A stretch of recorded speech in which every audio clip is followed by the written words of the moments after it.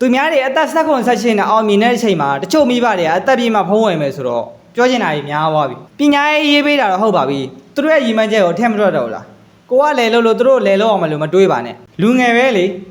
ဒီခေတ်မှာအုံနောက်သုံးလို့လို့ရှိရင်လူတော်တက်တာသေးတယ်ကိုတော်ခက်ကိုမသိလို့လိုက်မေးနေရတဲ့အချိန်မှာကိုသားသမီးကိုလည်းအဲ့ဆက်တဲ့ထဲမသွင်းပါနဲ့ကိုဖြစ်ချင်တာတဲ့သူဖြစ်ချင်တာကိုဦးစားပေးရမယ်နို့မဟုတ်ရင်အဲ့ဒီထိန်းချုပ်မှုအောက်ကနေခုံထွက်သွားတတ်တယ်အဲ့ဒီပြဿနာကျွန်တော်ပတ်ဝန်းကျင်မှာဖြစ်နေရလေဗါတဲ့ကလေးတွေမဖြတ်စည်းနေတဲ့ဖုံးတော့ရင်ပြက်စည်းမဲ့လို့100%ယုံကြည်နေတာဟုတ်ရက်ကွက်မှာနေပြီးရက်ကွက်စရိုက်မသွင်းပါနဲ့ဗျဒီခေတ်မှာဖုံးကိုကြွချင်သုံးတယ်လို့ရှိရင်ပတ်စံရှာလို့ရပါတယ်ဗျသားသမီးရဲ့တက်လန်ကိုပိတ်ဆို့သူကမိဘမကိုယ်တိုင်မဖြစ်ပါစေနဲ့လူငယ်တွေမှာလမ်းပြောက်တယ်ဆိုတာအဲ့ဒီဖြစ်စေချင်ပါတယ်ဆိုတော့လမ်းတွေရှာပေးနေတဲ့လူတွေရှိလို့ငါဒါဖြစ်ချင်တာငါမိဘကဒါဖြစ်ချင်တာဆိုပြီးပလက်ချတွေစဝင်လာအောင်အဲ့မှာလမ်းပြောက်ခြင်းကစတော့တာပဲကိုကမိဘဆိုရင်တခုပဲတွေးရမှာလေ